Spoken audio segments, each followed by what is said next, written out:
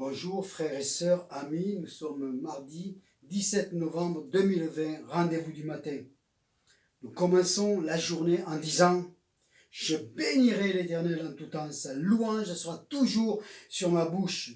Exaltez avec moi Jésus-Christ, célébrons tous son nom. J'ai cherché Jésus et il m'a répondu. » Aujourd'hui, je veux que votre joie soit parfaite. Amen. Et que nous débordions en action de grâce et en louange pour tous les bienfaits que Jésus va nous apporter aujourd'hui. Amen. Prions. Merci Père Céleste pour le repos que tu nous accordes en ton Fils bien-aimé. Merci de renouveler nos forces pour cette journée qui commence. Merci de prendre soin de nos enfants qui se dirigent vers l'école. Merci Père de prendre soin de chacun de tes enfants qui à travers le monde ont vécu ces dernières semaines guerre, déplacements, ouragans, typhons, phénomènes extraordinaires d'inondation. Que ton Église puisse briller en bonnes œuvres dans de telles situations. Que ton Église puisse se préparer. Toi qui nous as dit que quand ces événements commenceront à se produire, levez la tête et prenez courage. Bientôt vous serez délivrés. Père, nous te remercions pour cette journée dans le nom de ton Fils Jésus-Christ. Amen. Nous allons continuer et achever de lire la lecture du chapitre 2 des Colossiens. Amen. Mais je voudrais revenir sur le verset 11 et 12 qui nous semble important, puisqu'il nous parle du baptême. Amen. Et qui nous rappelle les passages que l'apôtre Pierre avait dit dans Acte 2, versets 38 à 41. Amen. J'aimerais vous le lire dans la version Parole vivante. Étant unis à lui, verset 11, vous avez aussi eu part à une circoncision qu'aucune main humaine n'a accomplie, à celle que demande le Christ et qui consiste à vous dépouiller de votre nature pécheresse avec ses instincts mauvais. Verset 12. Dans votre baptême, vous avez été ensevelis avec Christ et étant unis à lui, vous êtes vous-même aussi ressuscités avec lui. Amen. Amen. C'est clair que dans ce verset 11, l'apôtre Paul nous expose la nouvelle naissance que produit la conversion quand un cœur est touché par la grâce après avoir entendu le message de l'évangile. Alors certes, loin d'être un légaliste, mais quand un cœur est touché par la grâce divine, alors cela se voit, car son amour pour Jésus commence à naître en lui. Donc on comprend le verset 12 où Paul maintenant nous fait rentrer dans le baptême. Amen. Je voudrais juste préciser que le verset 12 n'est pas situé avant le verset 11. Et que le Saint-Esprit, quand il a œuvré avec l'apôtre Paul pour écrire les lettres, amen, ne s'est pas trompé. Alors, frères et sœurs, veillons, même si nous ne sommes que des hommes, à l'évolution des jeunes croyants. Et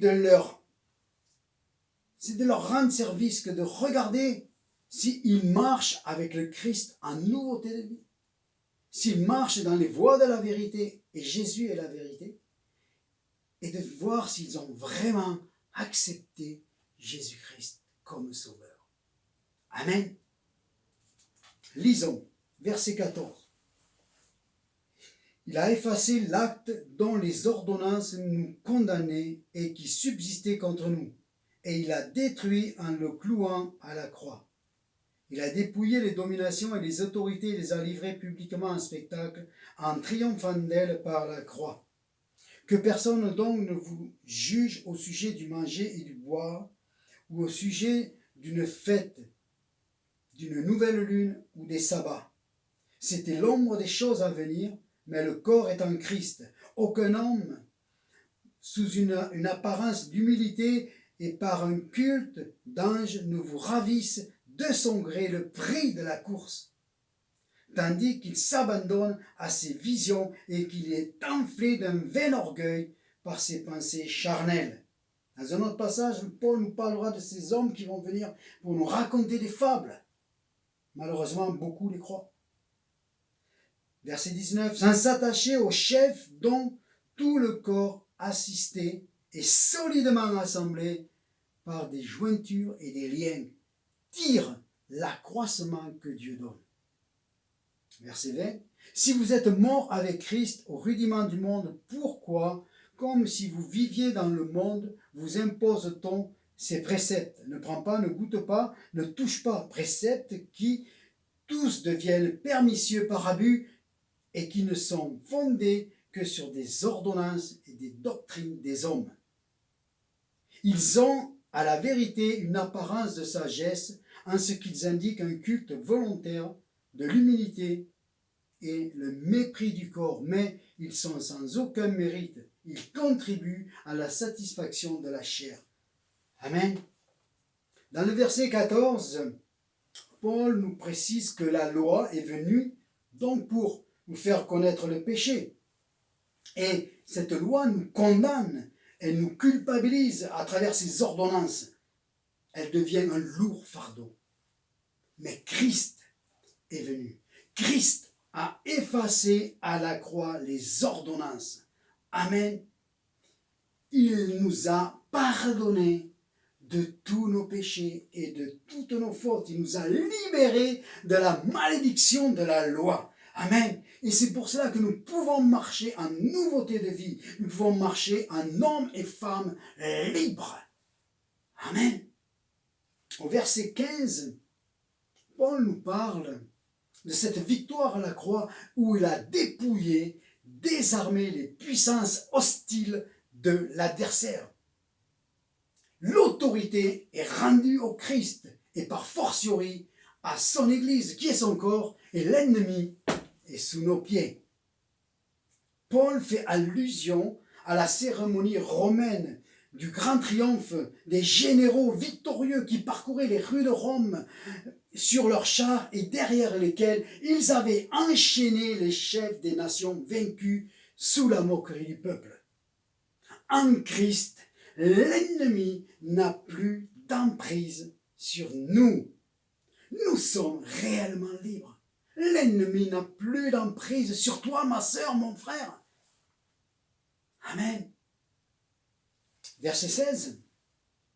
Comme dans toutes ces lettres, Paul nous met en garde de ne pas revenir sous la loi et le rituel mosaïque. Amen. Comme par exemple, repratiquer le sabbat.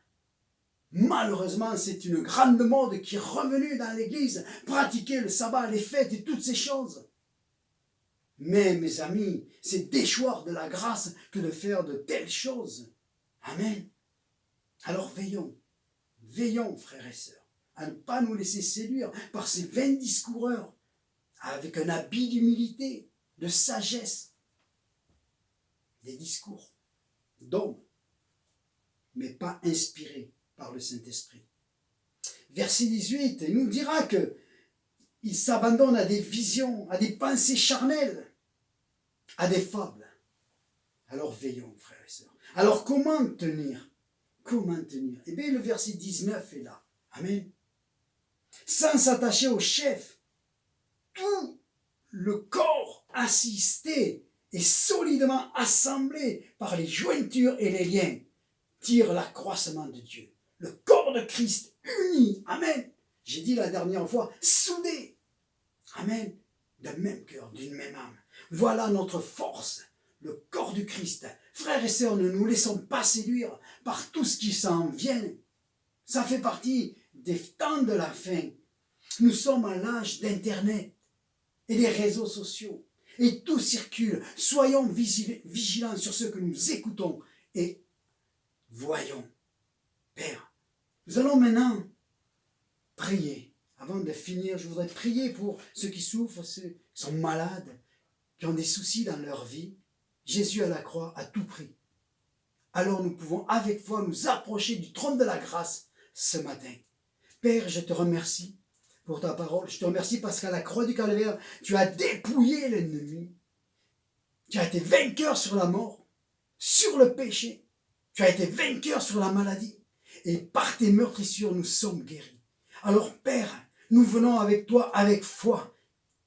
Et nous prions. Et je prie pour tous ceux qui sont touchés dans leur corps maintenant et qui ont placé la main sur leurs maux, leurs souffrances. Que tout disparaisse dans le nom de Jésus-Christ. Une pleine victoire de guérison dans leur vie, dans leur corps. Maintenant que nous te le demandons ensemble, Père, dans le nom de Jésus-Christ, le Fils de Dieu, souverain sacrificateur. Amen.